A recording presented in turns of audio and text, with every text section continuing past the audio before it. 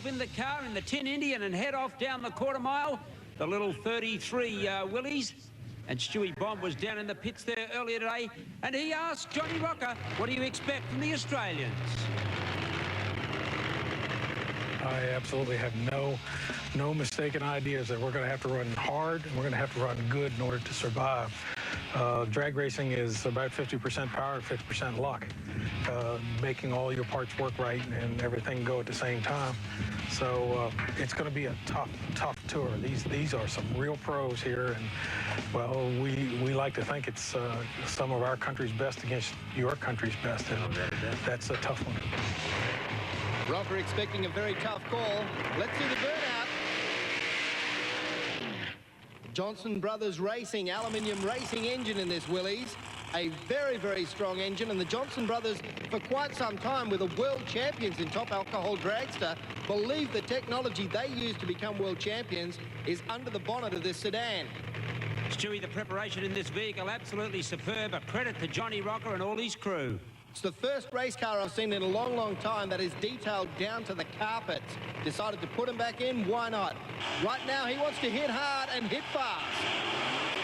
On the car, blows the tyres away on the start line. Lots of clutch in the car, making a big call, wanting the car to perform its best out of the trailer, and sometimes the track will just bite you. Now, these guys will have a bit more of a benchmark. This is Victor Bray, 5 trips to Western Australia, never had a tremendous amount of success. Let's see what the boss is doing now.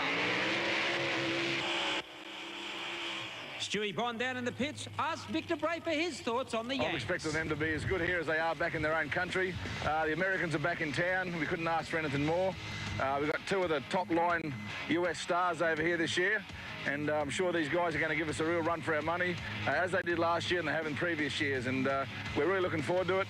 And to start here at Ravenswood on this side of the country is a terrific thing. Well, Victor's game plan is exactly the same as Rocker's. Don't save it till later tonight. Get the car out right now, wind it right up, and run as hard as you possibly can. Bray's success at Ravenswood has always been marginal because the car quite often overpowers half track.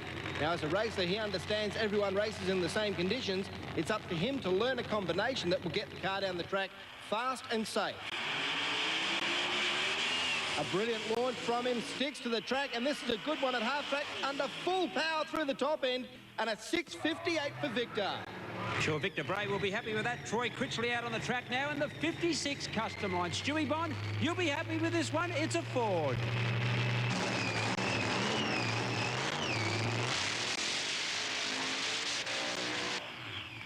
Well, the winner of the Winter Nationals and the brightest star in Australian drag racing at the moment, Troy Critchley, told us what it's like to work for Victor. No, he's good. He's good. He's fair, but he's hard.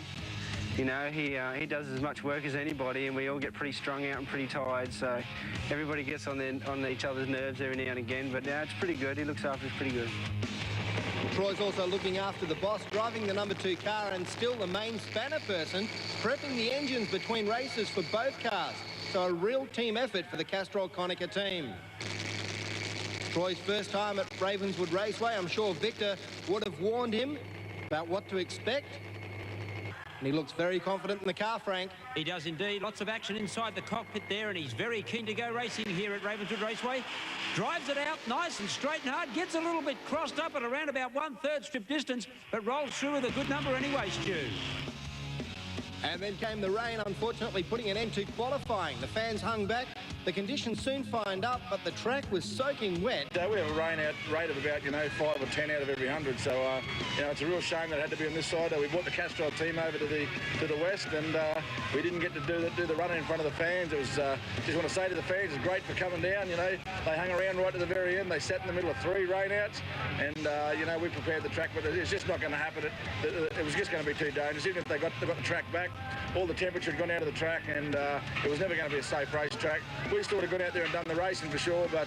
Just on this run, that's how they met in qualifying. It was Russo, the quicker of the 2.